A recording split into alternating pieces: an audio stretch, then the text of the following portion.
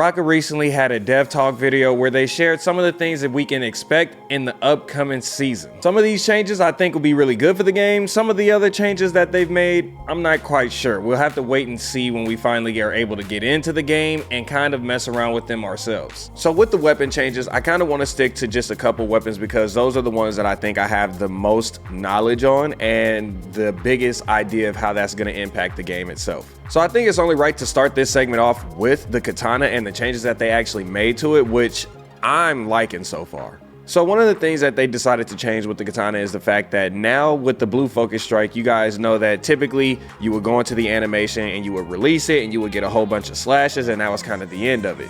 Well, now what they have in store for you is the fact that you get to load up another blue focus strike right after throwing that one. So now you can really mix in some crazy combos, and especially since you guys know the katana has a delayed blue focus strike, people are typically prepared for it. So now you get to do so many different things where you could throw one out, then try to throw another one out, and then if they're ready for that third one, you could stop it and cancel. It's so many different things you can do, bro. I'm gonna get into the game myself and see, but that's just one of the things that I'm noticing and a change that I like so far. They also included new soul jades in here, and they even made changes to soul jades. So one of them, if I'm not mistaken, I think this is just the katana spiritual strike, but essentially that's the one where they've changed it to where it gives you a different animation now, and honestly it gives you more of an opportunity for you or your teammates to get in here and combo, and that's kind of what it seems like the dev team wanted to do with that. They wanted to go in a direction where it gave more people the opportunity to get in there on your team, or whether it was you yourself. So I enjoyed that. I like the change to the animation. It's definitely giving the game that new fresh feel. And then the second weapon that I wanted to talk about was actually the spear. Now this one, I don't know if the change is actually going to do enough for the spear to become like a top tier weapon. Again, I think it's a really good weapon because it gives you that range and that value in that aspect. But Naraka changed the blue focus strike. What they said was essentially the blue focus strike was a little too easy for you to be countered with, and it was very predictable. It was super easy to read, and they wanted to kind of change up the frame rates of it. They even changed the animation of it a little bit, so it's a quicker startup, and it obviously has a different look to it. But in my honest opinion, still looking at it, it looks like something that could still possibly be easily parried. Again, that'll be left to be determined because we'll have to get into the game and actually see for ourselves if it is. But just off of like watching the trailer the way you guys did, it seems like it's still a pretty easy weapon to parry. But maybe that's just a little bit of the drawback to the spear, is it might have a little bit of an easier time being parried, but it's really hard to engage in a fight with someone who has a spear and knows what they're doing, because they have the advantage with a little more extended range than you. So there's my opinion on those two weapons and some of the soul jade changes that they made to them. You know, good so far. Let's move on to the next segment. Getting into our next talking point, which actually still relates to the weapons, is the new parry mechanic. Now, the devs kind of started the video off with showing off the new parry, and I call it a new parry because it allows you to parry somebody who's trying to blue focus strike you from behind. Now, originally where you would have to kind of focus and turn your attention to them to block the blue focus strike, now Naraka has switched it up because they wanted to give people that advantage to kind of defend themselves from a rear attack. Now, if you're somebody who's been playing Naraka for a while, you kind of know that the old parry system, the way it worked was, as long as somebody was kind of initially in front of you and even in your peripheral vision, if they all tried to blue focus strike you, the game would kind of recognize that as you facing them, and it would be able to lock on essentially to parry those people, and you would still get the same effect and get rid of all of their weapons and knock them back. So I'm interested to see if that's still a thing, especially now with this rear parry. Maybe it'll be a full 360 thing. I'm not entirely sure, but that's one of my first initial thoughts. What it was, I know that the prior parrying system allowed you to do that to some extent, so now I'm wondering if it'll be a full range. And do I believe it's a good change to the game? I'm not quite sure just yet. This is another one of those things where I want to get in and kind of mess around with it myself. But it's an interesting change that I'm kind of glad that they're at least exploring and trying, because it might be something that the game actually needed that people didn't know, or maybe there was somebody kind of in the corner quietly asking like, hey, maybe we need a parry that stops people from sneaking up and just attacking us from the back, you know? So Something that I'm interested in actually getting into the game and trying. I love the concept of it so far on paper. I think it is a good idea, but again, how is it going to operate in the game? That's left to be determined. Now getting into our third topic that we need to cover is the new mechanic that they're calling Hero Reunion. And basically what Hero Reunion is supposed to do is if your team all decides to leave because whatever reason, let's say you guys get into a fight early, your teammates die and now they DC and they don't want to be in the game with you anymore. But the game is still pretty early. It's still just started, but now you're all alone. Well, that's where Hero Reunion comes in, and now it allows you to shoot a flare in the air and call upon somebody to join your team. Maybe they're a solo on their team, or maybe it's a team full of two, and now you can join their team. Some of you might be thinking just like me, like that flare looks really easy to spot and it's kind of like an attention drawer. Naraka has addressed that and said that that's kind of the drawback to it that they wanted to actually have in the game. So it's intentionally put in the game to alert players that, oh, hey, he's calling for reinforcements. He needs help.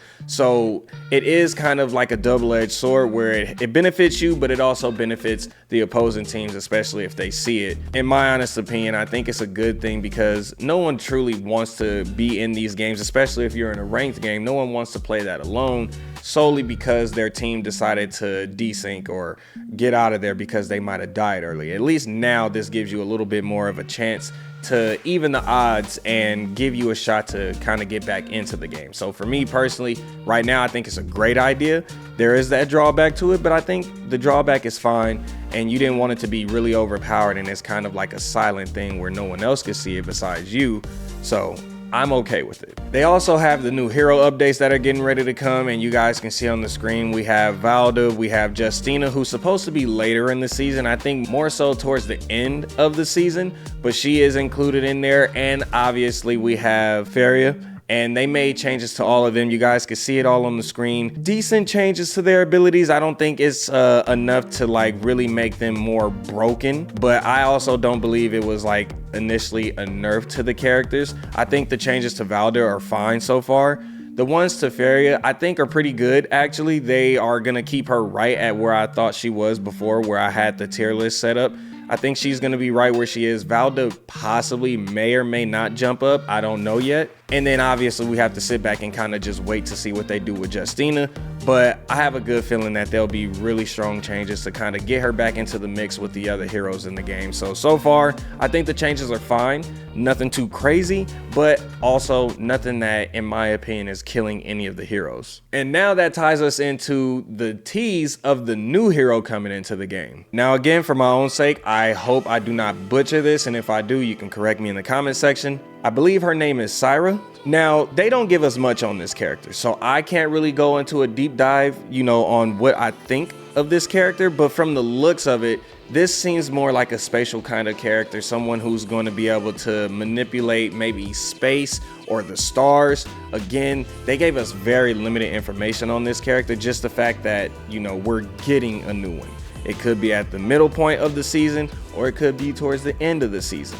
I'm gonna be willing to bet my money on it's probably more so in the middle of the season rather than the start of it. So that's all I really have for you guys. It is still exciting news that we're gonna get another hero so quickly, so keep your eyes open for that, and obviously stay tuned in my channel for that video on everything that you need to know with that hero when they finally do release. Okay, so moving on to the next point, we have the new extreme skin changes that they've made. They showed Kurumi some love with giving her the next extreme skin that's coming to the game, and hers might be one of the best ones because it's gonna have all the new features in it. The new features are including a new entrance effect, so essentially when you come into the game and you finally get into one, instead of just having the regular entrance like every other character, you're gonna have a special effect where you might be seeing your character doing something a little different when they come into the game. That feels a little bit more rewarding to get the extreme skin as well, besides the fact that it just looks really clean and sleek. Not to mention, you guys already know you're gonna still have the kill animation, so that's really nice. So you get an entrance and a kill animation, and now they're even adding a new thing with the hairstyles where they're gonna have like an in-game reaction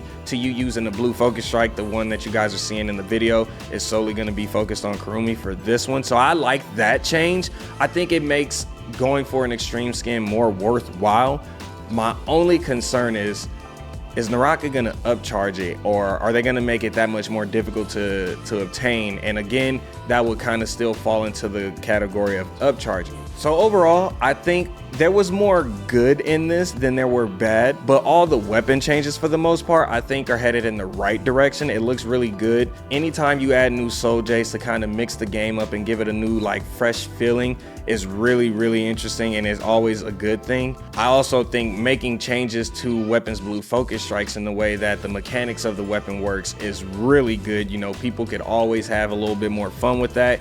That adds a new challenge, and again, it makes the game feel fresh. So I think those changes are really good. And then how could I even forget the fact that they even have another collab, one of the last ones for this season, which is The Witcher. So if anybody is a fan of that franchise and everything that has to offer, be ready. The Witcher skin and the collab crossover is getting ready to come really soon. So get your pockets ready, because you guys know you're gonna have to spend a little bit of money, but not too much to break the bank. And look forward to catching you on the next one. Piece of hair grease.